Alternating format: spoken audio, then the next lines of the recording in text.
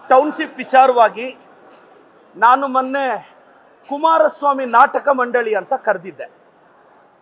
ಆದರೆ ಇವತ್ತು ಫ್ರೀಡಮ್ ಪಾರ್ಕಲ್ಲಿ ಕುಮಾರಣ್ಣನ ಆ್ಯಕ್ಟಿಂಗ್ ನೋಡಿ ನಾನು ಮೊನ್ನೆ ಯಾವುದೋ ಹಳ್ಳಿಯಲ್ಲಿ ನಾಟಕ ಆಡ್ತಾರೆ ಅಂದ್ಕೊಂಡಿದ್ದೆ.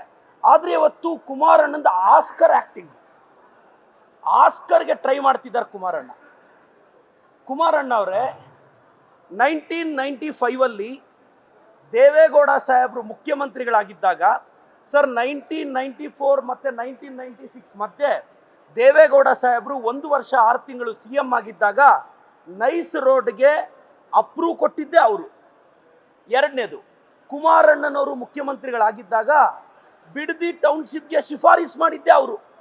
ಇವತ್ತು ಕುಮಾರಣ್ಣನ ಬಾಯಲ್ಲೇ ಫ್ರೀಡಮ್ ಪಾರ್ಕಲ್ಲಿ ಅವ್ರ ಬಾಯಲ್ಲೇ ಹೇಳಿದ್ದಾರೆ. ಕುಮಾರಣ್ಣ ನೈಸ್ ರೋಡ್ಗೆ ಪರ್ಮಿಷನ್ ಕೊಟ್ಟಿದ್ದು ಗೌರವಾನ್ವಿತ ದೇವೇಗೌಡ ಸಾಹೇಬರು, ಬಿಡದಿಗೆ ಶಿಫಾರಸು ಮಾಡಿದ್ದು ನೀವು. ಶಿಫಾರಸು ಮಾಡುವಾಗ ಬಿಡದಿ ರೈತರ ಬಗ್ಗೆ ಕಾಳಜಿ ಇರಲಿಲ್ವಾ ಕುಮಾರಣ್ಣ? ನಾನು ನಾಟಕ ಮಂಡಳಿ ಅಂತ ಕರೆದು ತಪ್ಪು ಮಾಡಿದೆ. ಯಾಕೆ ಅಂದರೆ ನಿಮ್ಮದು ಆಸ್ಕರ್ ಆ್ಯಕ್ಟಿಂಗು ಒಂದು ರೇಂಜ್ ಆಸ್ಕರು. ಇನ್ನೊಂದು 2-3 ಸಲ ಇದೇ ಆ್ಯಕ್ಟಿಂಗ್ ಮಾಡಿದ್ರೆ ಆಸ್ಕರ್ ಅವ್ರಿಗೆ ಜ್ವರ ಬರುತ್ತೆ ನಿಮ್ಮ ಆ್ಯಕ್ಟಿಂಗ್ ನೋಡಿ.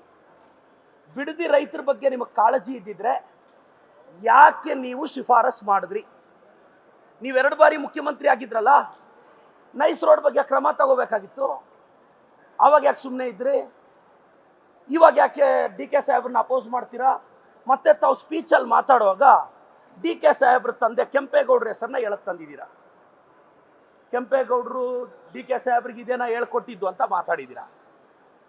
ಕುಮಾರಣ್ಣ, ನೀವು DK ಸಾಹೇಬ್ರ ಜೊತೆ ಫೈಟ್ ಮಾಡ್ತಿದ್ದೀರಾ, ಅವ್ರ ಕುಟುಂಬನ ಯಾಕೆ ಹೇಳ್ತಾ ತರ್ತೀರಾ? ಇವತ್ತು ಯಾಕೆ ಒಕ್ಕಲಿಗರ ಪರಮೋಚ್ಚ ನಾಯಕ ಅನ್ನೋ ಟೈಟ್ಲ್ನ ನಿಮ್ಮ ಮನೆ ಅಂಗಳದಿಂದ ಪದ್ಮನಾಭ ನಗರದಿಂದ ಸದಾಶಿವ ನಗರಕ್ಕೆ ಬಂತು ಅಂತ ಬೇಜಾರ?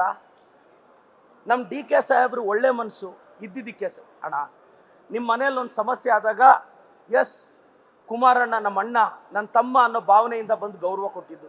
ನೀನು ಯಾಕೆ ಅವ್ರ ತಂದೆ ಕೆಂಪೇಗೌಡರ ಹೆಸರು ಹೇಳಕ್ ತರ್ತೀಯಾ? ನೀವೇನು ಹೇಳಿದ್ರಿ? ಕೆಂಪೇಗೌಡರು ಇದನ್ನ ಹೇಳ್ಕೊಟ್ಟಿದ್ದು DK ಸಾಹೇಬ್ರಿಗೆ ಅಂದ್ರಿ. ಅದು ಪರ್ಸ್ನಲ್ ವಿಚಾರ ಮಾತಾಡಬಾರ್ದು ಕುಮಾರಣ್ಣ. ನೀವು ದೊಡ್ಡವರಿದ್ದೀರಾ, ಯಾಕೆಂದರೆ ನಿಮಗೆ ಅಷ್ಟು ದೊಡ್ಡವರಾದರೂ ನಿಮ್ಗೆ ಇನ್ನೂ ಹಿರಿತನ ಬರಲಿಲ್ವ ಅನ್ನೋದೇ ಬೇಜಾರು. ನಿಮ್ಮ ವಾಚ್ ಬಗ್ಗೆ ಮಾತಾಡಿದ್ರೆ ಚಪ್ಪಲಿ ಬಿಸಾಕಿಸ್ತೀರಾ, ನಿಮ್ಮ ಬಗ್ಗೆ ಮಾತಾಡಿದ್ರೆ ವೈಯಕ್ತಿಕ ತಂಟೆಗೆ ಬರ್ತೀರಾ. ನಾನು ಮತ್ತೊಮ್ಮೆ ಕುಮಾರಣ್ಣಗೆ ಹೇಳ್ತೀನಿ, ರಾಜ್ಯದ ರೈತರಿಗೆ ಹೇಳ್ತೀನಿ, ಕುಮಾರಣ್ಣ ನಾಟಕ ಮಾಡ್ತಿದ್ದಾರೆ, ಆಸ್ಕರ್ ಮಟ್ಟದ ನಾಟಕ. ಕುಮಾರಣ್ಣನೇ ಶಿಫಾರಸು ಮಾಡಿದ್ದು ಬಿಡದಿ ಟೌನ್ಶಿಪ್ಗೆ. ಅವ್ರು ಶಿಫಾರಸು ಮಾಡಲಿಲ್ಲ ಅಂದರೆ ನಮ್ಮ ಸರ್ಕಾರಕ್ಕೆ ಏನಿರೋದು? ನಮ್ಮ ಸರ್ಕಾರದ ಅದರ ಅವಶ್ಯಕತೆ ಅನಿವಾರ್ಯತೆ ಏನಿರೋದು? ಇದು ಬಿಡದಿ ಟೌನ್ಶಿಪ್ ವಿಚಾರ. ನ್ಯೂಸ್ ಫಸ್ಟ್ ನಿರ್ಭೀತಿಯಿಂದ ನಿಮ್ಮ ಪರವಾಗಿ.